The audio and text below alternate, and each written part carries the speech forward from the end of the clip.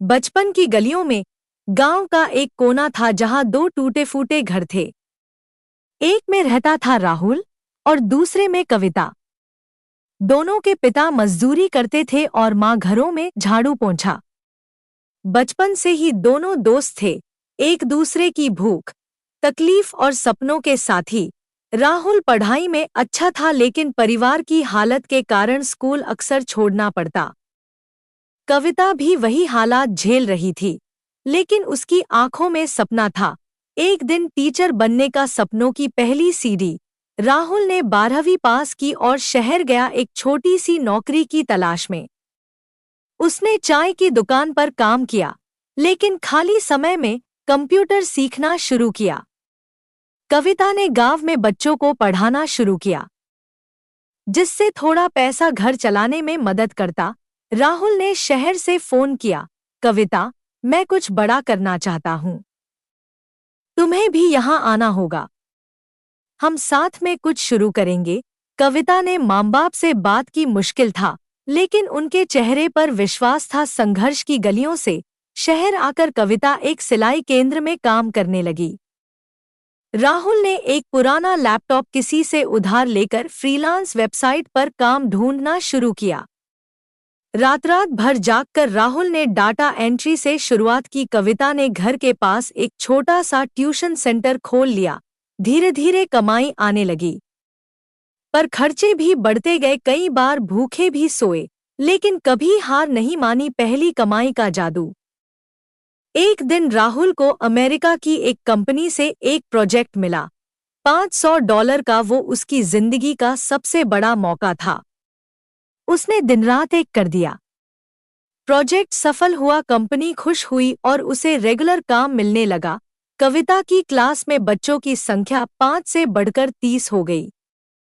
उसने अब कुछ और लड़कियों को नौकरी पर रख लिया। प्यार का इजहार। एक शाम राहुल और कविता छत पर बैठे थे, दोनों के हाथों में चाय और आंखों में सपने।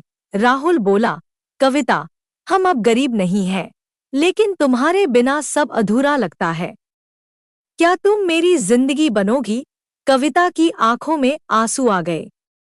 बोली, मैं तो बचपन से तुम्हारी थी राहुल, बस कहने की देर थी। बिजनेस का सपना। राहुल ने एक आईटी कंपनी की शुरुआत की, स्काईनेस्ट सॉल्यूशंस। कविता ने एक एनजीओ खोला, शक्ति केंद्र, जो गरीब लड़कियों को पढ़ाता था। कुछ सालों में कंपनी करोड़ों में पहुंच गई। कविता के एनजीओ को राष्ट्रीय पुरस्कार मिला। अब वो उसी गांव में एक शानदार स्कूल और कंप्यूटर सेंटर बनवा रहे थे, जहां से उन्होंने शुरुआत की थी। गांव की वापसी। गांव लौटे तो लोगों की नजरों में इज्जत और दिलों में प्यार था। राहुल और कविता ने गांव के कई बेरोजगार युवाओं को ट्रेनिंग देना शुरू किया। उनकी कहानी अब इंटरनेट पर वायरल हो चुकी थी। गरीब लड़का और लड़की जो अपने दम पर अमीर बने और दूसरों के लिए मिसाल बन गए। अंत जो एक नई शुरुआत है। राहुल और कविता अब करोड़पति थे, लेकिन उनकी सादगी वैसी ही थी। वो कहते, पैसे से अमीरी नहीं आती, सपनों और मेहनत से आती है। जो साथ हो तो रास्ते खुद बनते हैं। और इसी तरह एक गरीब लड़का और लड़की, जिनके पास कुछ नहीं था, अब हजारों के लिए उम्मीद बन चुके थे। सपनों से सेवा तक। राहुल और कविता अब केवल अपने लिए नहीं, बल्कि समाज के लिए जी रहे थे। उन्होंने अपने गांव में उम्मीद संस्थान नाम से एक ट्रेनिंग और शिक्षा केंद्र खोला, जहां बच्चों को फ्री में कंप्यूटर, इंग्लिश और स्किल ट्रेनिंग दी जाती थी। कविता ने खासकर लड़कियों के लिए एक अलग विंग शुरू किया, नारी शक्ति केंद्र, जहां महिलाओं को सिलाई, ब्यूटी पार्लर और छोटे व्यवसायों की ट्रेनिंग दी जाती। राहुल ने कहा, हमारे जैसे हजारों राहुल और कविता आज भी किसी कोने में सपने देख रहे होंगे। उन्हें बस एक मौका और सही दिशा चाहिए। नई जिंदगी की राहें। राहुल की कंपनी अब 200 से ज्यादा लोगों को रोजगार दे रही थी। उसका ऑफिस मुंबई, पुणे और बंगलुरु में खुल चुका था। कविता को महिला सशक्तिकरण के लिए राष्ट्रीय नारी प्रेरणा पुरस्कार मिला, एक न्यूज़ चैनल ने उनके बारे में डॉक्यूमेंट्री बनाई, दो दिल एक सपना, संघर्ष की यादें। एक दिन कविता ने राहुल से पूछा, क्या तुम्हें वो दिन याद है जब हम चाय के साथ आधी रोटी खाते थे? राहुल मुस्कराया। वो रोटी आज की दावत से ज्यादा स्वादिष्ट थी, क्योंकि उसमें सपनों का नमक और संघर्ष की चटनी थी। दोनों की आंखें भीग गईं, लेकिन होठों पर मुस्कान थी। एक नई पीढ़ी की शुरुआत। राहुल और कविता ने गांव के 10 बच्चों को स्कॉलरशिप पर दिल्ली भेजा, इंजीनियरिंग और मेडिकल की पढ़ाई के लिए। उनका मानना था, अगर एक बच्चा भी सफल हुआ तो उसका पूरा परिवार उठ जाएगा। गांव के लोग उन्हें अब मसीहा दंपति कहकर पुकारते थे। प्यार, सफलता और सेवा का संगम।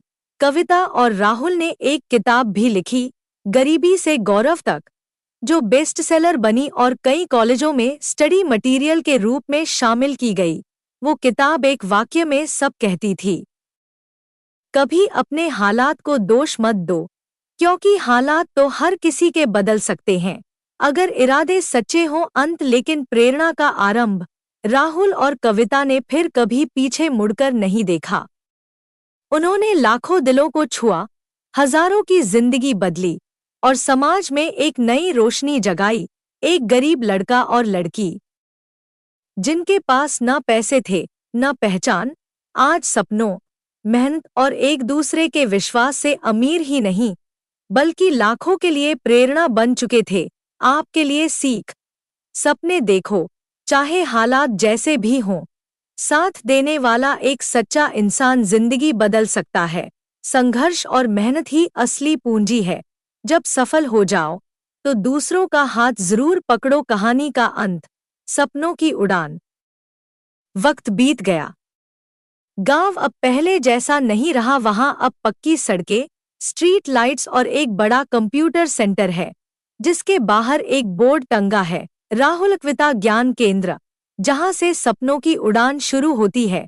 हर दिन सैकड़ों बच्चे वहां आते हैं, सीखते हैं और नई जिंदगी की शुरुआत करते हैं।